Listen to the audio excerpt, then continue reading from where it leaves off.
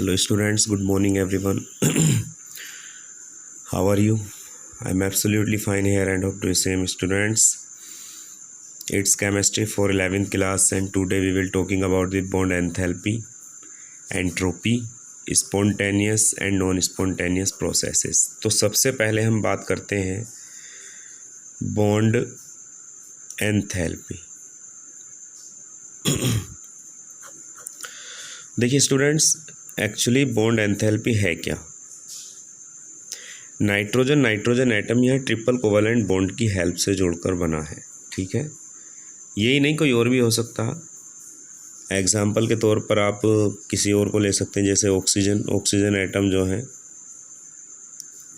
वो double bond की help से जुड़े हुए हैं। तो देखिए, मैं ये बताना चाह रहा हूँ कि इस मॉलिक्यूल के बनने में, यानी इन आइसोलेटेड एटम्स की हेल्प से जब ये आपस में गैसियस स्टेट में जुड़ते हैं तो इनके जोड़कर इस बॉन्ड के बनने में जो एनर्जी रिलीज़ होती है या एब्जॉर्ब होती है, इवॉल्व होती है या एब्जॉर्ब होती है, उसे बॉन्ड एंथैल्पी कहते हैं। मैंने ये कहा है कि when a molecule is formed from the isolated atoms two और more isolated atoms, the need evolve an amount of energy or absorb amount of energy is called bond enthalpy। आप ऐसे कह सकते हो, अगर आपको ऐसे अच्छी नहीं लग रही तो आप ये कह सकते हो the minimum required amount of energy that is required to dissociate the bond between two atoms in a molecule। यानी कि इस बॉन्ड को तोड़ने में बॉन्ड एंथैल्पी, यानी इसके बनने में जो एनर्जी इवॉल्व या एब्जॉर्ब हो रही है वो भी बॉन्ड एंथैल्पी, या इसके ब्रोक होने में, डिसोसिएट होने में जो एनर्जी रिलीज या एब्जॉर्ब हो रही है वो भी बॉन्ड एंथैल्पी है। एग्जांपल के तौर पर 941 किलो जूल एनर्जी है इसकी, 941 किलो जूल एनर्जी की नीड होती है इसको तोड़ने के लिए। ऐसे ही 494 की इसकी ज़रूरत होती है, 494 किलो जूल एनर्जी की ज़रूरत इसके बॉन्ड को तोड़ने के लिए होती है। तो ये इन दोनों की बॉन्ड एंथैल्पी हो गई। ठीक है, तो बॉन्ड एंथैल्पी का ध्यान रखना, किसी भी मॉलिक्यूल के बनने में जब दो या उससे ज़्यादा एटम आपस में जुड़ते हैं तो उसके मॉलिक्यूल के बनने में जो एनर्जी इवॉल्व या एब्जॉर्ब होती है वो भी बॉन्ड एंथैल्पी है, या जो उसको तोड़ने में जो एनर्जी की नीड होती है वो भी बॉन्ड एंथैल्पी है। ओके स्टूडेंट्स, ये था आपका बॉन्ड एंथैल्पी जो आपने बहुत अच्छे से समझा। अब हम आगे बढ़ते हैं स्पॉन्टेनियस प्रोसेसेस की तरफ। स्पॉन्टेनियस प्रोसेसेस ये एक अलग, अपने आप में एक अलग यूनिक टॉपिक है। स्पॉन्टेनियस प्रोसेसेस क्या समझ रहे हैं आप स्पॉन्टेनियस के बारे में? स्पॉन्टेनियस मतलब ऐसी रिएक्शन जो अपने आप ही होने लगती हैं। ठीक है, spontaneous reactions are those reaction, या spontaneous processes are those processes which take place themselves या itselves without need of any source, बिना किसी सोर्स की नीड के। ठीक है, आप ध्यान से समझ लीजिए, spontaneous processes are those processes which take place itself and no need of any external source, जिस पर किसी भी बाहरी सोर्स की जरूरत नहीं पड़ती। Example,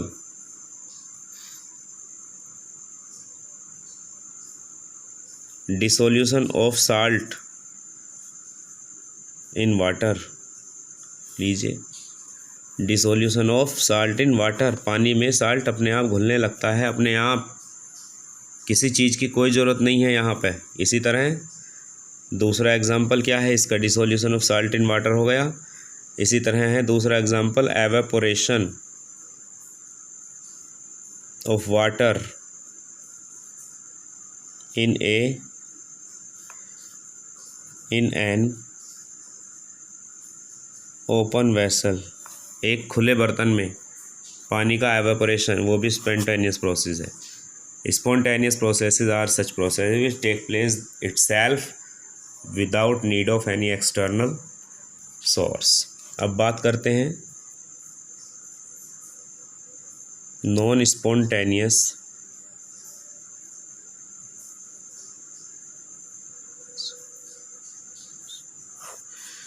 Students, non-spontaneous processes are such processes which does not take place itself, non spontaneous processes वो प्रोसेस होती हैं जो अपने आप नहीं होती। They have a need of external sources, जिन्हें एक्सटर्नल सोर्सेज की ज़रूरत पड़ती है किसी भी काम को करने के लिए। एग्जाम्पल के तौर पर flow of water up to hill, flow, ये एग्जाम्पल है इसका, flow of water up to hill. जब आप नीचे से ऊपर की तरफ को पानी को लेके जाओगे पहाड़ी की तरफ को, तो क्या ये अपने आप चला जाएगा? नहीं, आपको पानी को लेके जाना पड़ेगा, प्रेशर लगाना पड़ेगा, तब ये वाटर आपका जाएगा। ठीक है, इसी तरह flow of heat from cold body to hot body, heat का फ्लो कोल्ड बॉडी से हॉट बॉडी की तरफ को, इसको भी आप अपने आप नहीं कर सकते। तो ये नॉन स्पॉन्टेनियस प्रोसेस है स्टूडेंट्स। अब हम आगे बढ़ते हैं अपने नेक्स्ट टॉपिक की तरफ, दैट इज एंट्रोपी।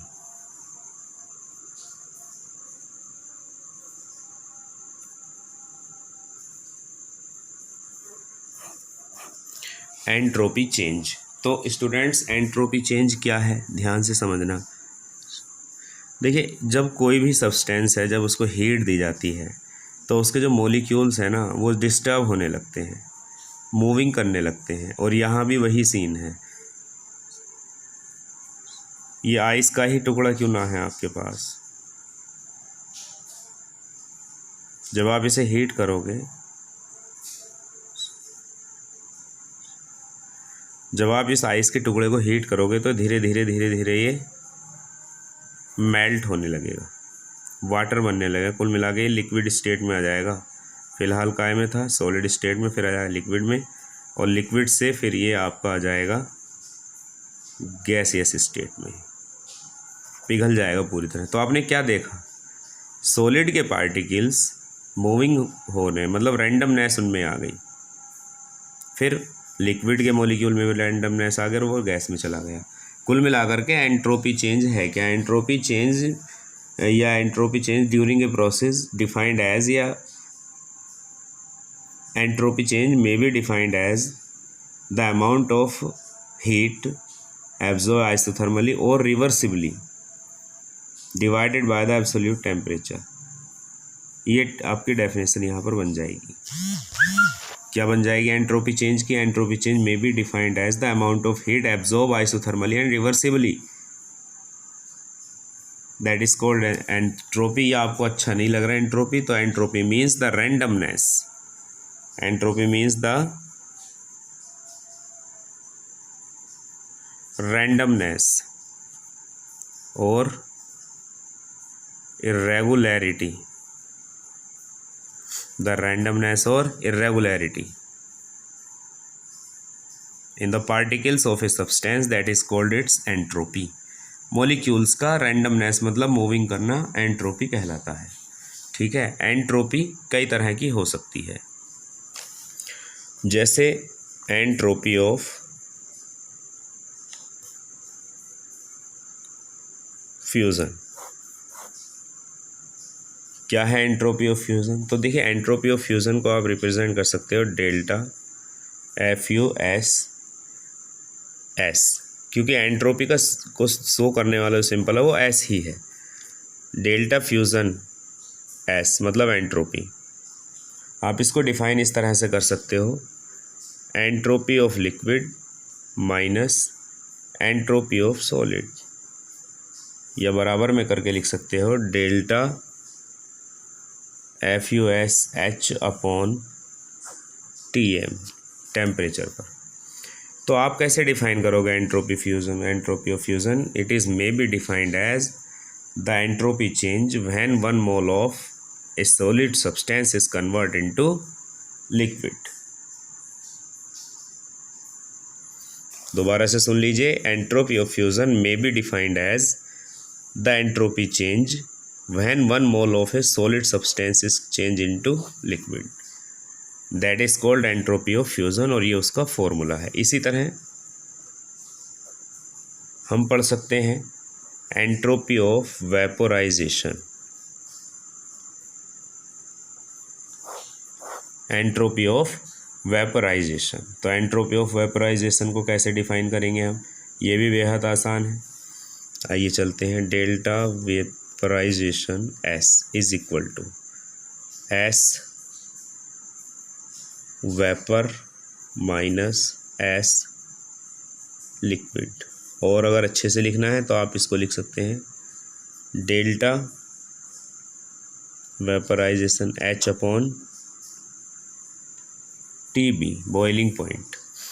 ध्यान से देखना, entropy of vaporisation may be defined as the entropy change when 1 mole of a liquid substance is convert into vapour at its boiling point.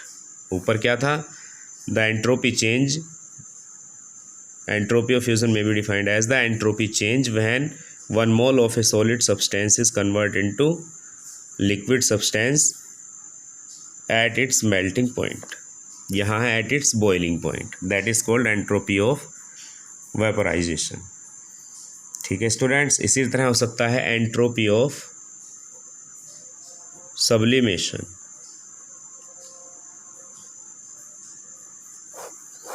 Entropy of sublimation delta SUBS।